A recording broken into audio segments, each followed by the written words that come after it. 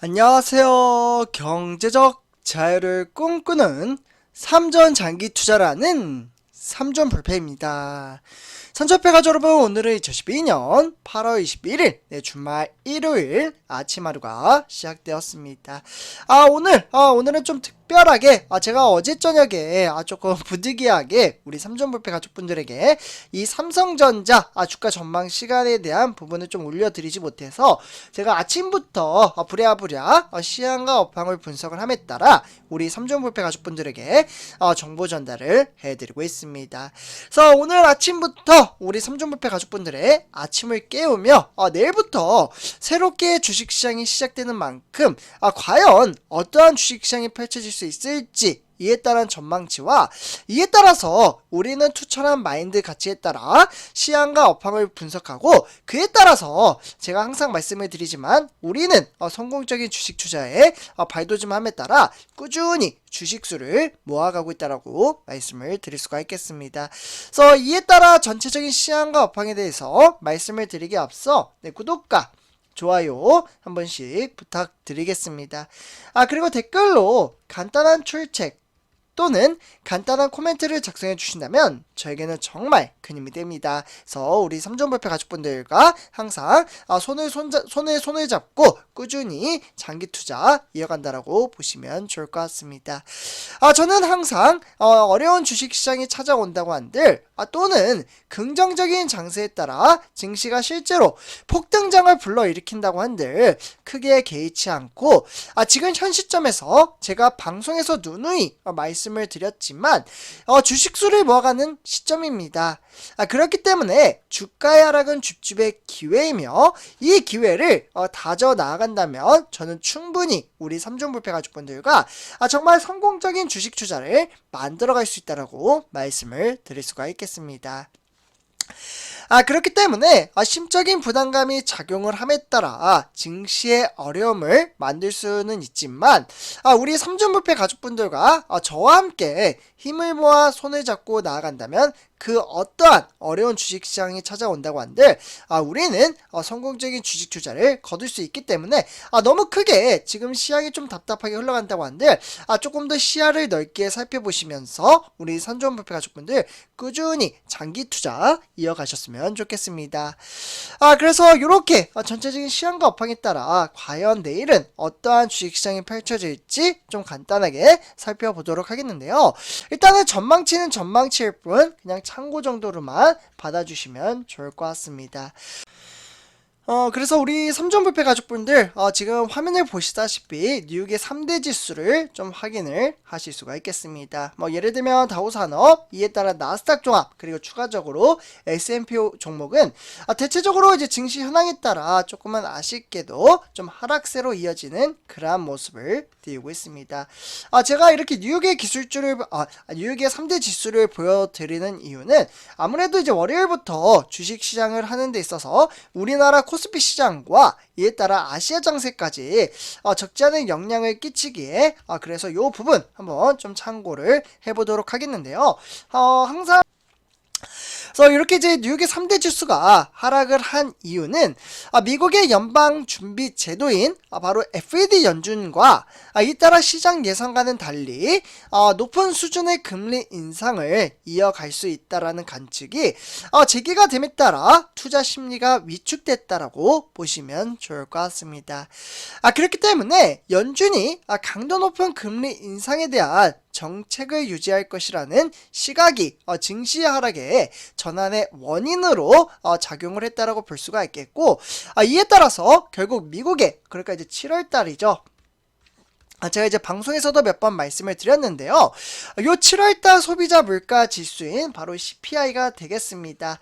요 CPI가 전년 동기 대비 상승률이 대체적으로는 8.5%로 집계가 되고 있기 때문에 이에 따라서 인플레이션, 그러니까 물가 상승의 완화 추세로 인해서 결국 금리 인상에 대한 속도가 낮아질 수 있다라는 전망이 나왔지만 결국 연준 당국자들의 매파적인 통화 긴축 선호 발언이 나오면서 결국 투자자들의 경계심이 보였다라고 말씀을 드릴 수가 있겠습니다.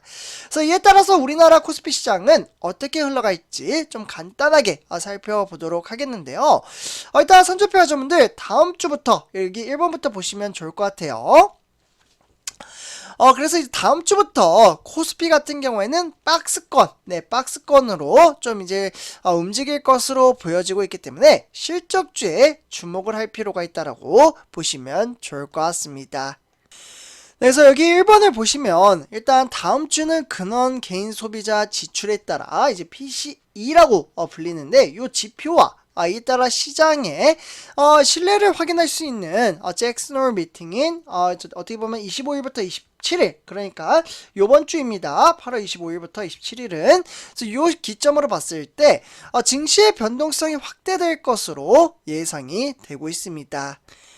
다만 국내 대표 기업들이 글로벌 수요 둔화와 그에 따라 원가 상승에 따른 이제 악조건 속에서 견고한 2분기 실적을 거둔 점은 고무적으로 나타날 가능성이 상당히 높습니다. 그렇기 때문에 대외 변수 확대로 결국 다음 주 코스피가 박스권에서 움직일 것으로 보여지고 있기 때문에 결국 실적주에 주목할 필요가 있다라고 볼 수가 있겠고 결국에는 코스피는 2500선에서 지지력 테스트를 받았으나 이번 주에 원달러 환율이 재차 급등을 함에 따라 결국 외국인 수급에 부정적인 영향을 끼쳤다라고 보시면 좋을 것 같습니다. 그래서 이러한 시장에 따라서 다음 주 코스피 시장은 방금 말씀드렸다시피 박스권에 그러니까 보합장세 사실 보합장세로 움직이면 좀 우리 개미 투자자분들이 좀 재미없어하는 경향이 있는데 그러한 가능성이 상당히 높다라는 부분 참고하시면 좋을 것 같습니다. 그래서 이렇게 좀 살펴보도록 하고요. 그래서 선조표 하시면 이에 따라 지금 화면을 보시다시피 뉴욕의 어떻게 보면 전체적인 시향을 좀 살펴볼 수가 있겠는데요. 이러한 시향 체킹을 하는 것은 상당히 중요하다라고 보시면 좋을 것 같습니다. 일단 대체적으로 빨간불입니다. 사실 여기에서 이제 표현되는 빨간불장은 이제 하락세로 이어진다라고 볼 수가 있겠고 대체적으로 마이크로소프트부터 애플 그리고 구글, 그와 더불어 아마존, 메타, 그와 더불어 테슬라 종목들이 완전히 폭락장으로 이어졌다라고 보시면 좋을 것 같습니다. 이에 따라 대체적으로 나머지 다른 이제 주요 종목들도 좀 하락세로 이어지는 경향이 상당히 컸기에 대체적으로 증시의 하락세가 월요일 아침부터 영향을 끼칠 가능성이 상당히 높게 나타났다라고 보시면 좋을 것 같습니다. 결국 이에 따라서 필라델피아 반도체 종목 또한 무려 2.78% 다시금 3천선이었잖아요.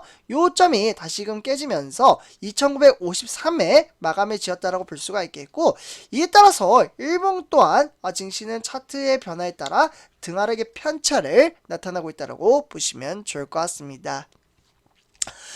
결국 이제 구성 종목에 따라서 하나씩 체킹을 해보면 엔비디아, 이와 더불어 AMD, 그와 더불어 AMT, 그와 더불어 인텔 이러한 이제 대체적으로 주요 반도체 기술 종목들이 완전히 눌러 앉았다라고 보시면 좋을 것 같습니다. 그래서 우리가 투자하는 삼성전자도 솔직히 말씀드리면요 조금은 쉽지 않지 않을까라는 생각이 들고요. 사실 외인들의 수급이 빠져나감에 따라 증시를 끌어내릴 수 있는 그러한 동력의 발판이 이루어질 것으로 보여지고 있습니다.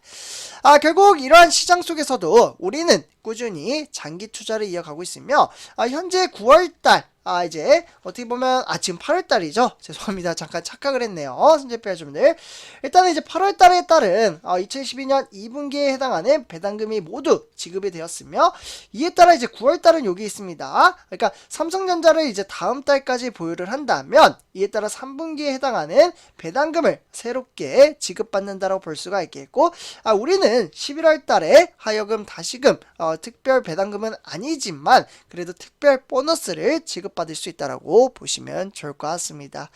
그래서 한 주에 361원, 이에 따라 주식수가 많으면 많을수록 이 부분은 제가 방송에서도 많이 말씀을 드렸는데요. 주식 수량에 따라 우리가 배당금을 지급받는 부분도 상당히 커진다라는 부분 참고하시면 좋을 것 같습니다. 그래서 이렇게 전체적인 시황과 업황에 대해서 좀 말씀을 드렸고요. 결국 오늘의 삼성전자 뉴스, 오늘은 어떠한 이벤트가 발생을 했는지 우리 삼전불패 가족분들에게 총 3가지 소식을 전해드리도록 하겠습니다. 그래서 오늘은 어떠한 이벤트가 있었는지 좀 살펴보도록 하겠는데요. 우리 삼전패자분들 오늘의 삼성전자 뉴스 총 3가지 소식을 나눠서 말씀을 드리도록 하겠습니다. 일단 첫 번째 소식입니다. 이재용 부회장이 활동의 재개에 나섬에 따라 기술에서 답을 찾았다라고 이야기를 하고 있습니다. 이에 따라 결국 전공법으로 위기를 극복한다라는 이야기가 나오고 있는데요. 사실 삼성전자가 이제 대략적으로 20조 원이죠. 정말 막대한 금액을 경기 기흥에 그러니까 반도체 R&D 단지를 새롭게 건설한다라고 보시면 좋을 것 같습니다. 미래 반도체 기술을 선점하기 위한 결국 최첨단 복합에 대한 연구개발 시설로 조성될 계획을 가지고 있으며 결국 삼성전자가 수십조 원의 비용이 투자되는 대규모 연구개발 단지를 조성을 함에 따라 오너의 선제적이고 가감한 결단력이 있다라고 보시면 좋을 것 같습니다. 결국 이재용 부회장은 위기에서도 흔들리지 않기 위해서는 결국 차별화되고 경쟁력 있는 핵심 기술 확보가 상당히 중요하다라고 보시면 좋을 것 같습니다. 결국 이재용 부회장은 지난 6월달이죠. 요 기점으로 봤을 때 유럽 출장 귀국길에서 첫 번째도 기술, 두 번째도 기술, 세 번째도 기술과 같다라면서 기술의 확보에 대한 중요성을 표현했다라고 보시면 좋을 것 같습니다. 그래서 이렇게 첫 번째 소식 전해드리고요. 다음은 두 번째 소식입니다. 삼성은 1년 뒤에 무려 7배를 확대를 시켜 나아감에 따라 서버용 메모리에 이제 집중 개발을 이어나갈 수 있다라고 보시면 좋을 것 같습니다. 결국 디램에 대한 저장 장치를 다각화 시킨다라고 볼 수가 있는 거죠. 그만큼 우리가 투자하고 있는 삼성전자는 지난 4년 동안 서버용 메모리 반도체에 따라서 연구개발 R&D 센터에 있음에 따라 서버용 디램이나 또는 뭐 이제 메모리 반도체 연구 개발 R&D 이러한 부분에 있어서 결국 이제 R&D 비중은 소폭 줄고 있었지만 사실 비용 자체는 늘고 있었다라고 보시면 좋을 것 같습니다. 결국 이러한 비용 이제 만드는 데 있어서 결국 결과물이 서버용 메모리 반도체 분야에서도 하나씩 나오고 있다라고 볼 수가 있겠고 이에 따라 결국 상반기 사업 보고서에 따르면 삼성전자의 상반기 R&D 비용은 무려 12조 정말 막대한 금액을 사용을 할 수 있다고 볼 수가 있겠고 이에 따라 매출에 대한 대비 비중은 7.9%를 이용한다라고 보시면 좋을 것 같습니다. 그래서 이렇게 두 번째 소식 전해드리고요. 다음은 선전표 가족분들 바로 세 번째 소식으로 넘어가도록 하겠습니다. 설계도 이제 반도체를 마음껏 실현을 시킴에 따라 개발 기간을 줄이고 그에 따라 품질을 높인다라는 삼성전자의 미래 핵심 반도체로서 선점을 하기 위한 부단한 준비를 이어가고 있다고 보시면 좋을 것 같습니다. 최첨단 복합 연구개발 시설로 조성이 됨에 따라 세계 반도체 R&D 단지 중에 가장 크다라고 볼 수가 있겠고 결국 반도체 기술 혁신에 보고가 될 것이라는 관측이 나오고 있습니다. 결국 삼성전자는 2028년도죠. 선제표점들 요 기점으로 봤을 때 대략적으로 20조라는 정말 막대한 금액을 투자를 함에 따라 대략적으로 10만 9천 밀리 제곱 그러니까 3만 3천 평을 규모의 기흥 반도체 R&D 단지를 짓겠다라고 어떻게 보면은 공표를 했다라고 보시면 좋을 것 같습니다.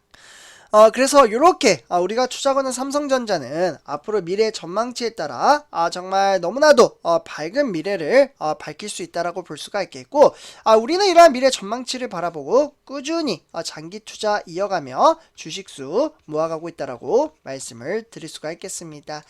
그렇기 때문에 주가의 하락은 주축의 기회이며 장기 투자에 대한 이제 어떻게 보면은 동력의 발판을 만들어가기에 우리 선전불패 가족분들 장기 투자 이어가셨으면 좋겠습니다. 그래서 오늘 이렇게 말씀을 드리고요. 이번 영상 여기서 마치도록 하겠습니다. 제 영상이 도움이 되셨다면 구독과 좋아요 한 번씩 부탁드리겠습니다. 그리고 댓글로 간단한 출첵 또는 간단한 코멘트를 작성해 주신다면 저에게는 정말 큰 힘이 됩니다. 이렇게 말씀을 드리면서 이번 영상 마치도록 하겠습니다. 감사합니다.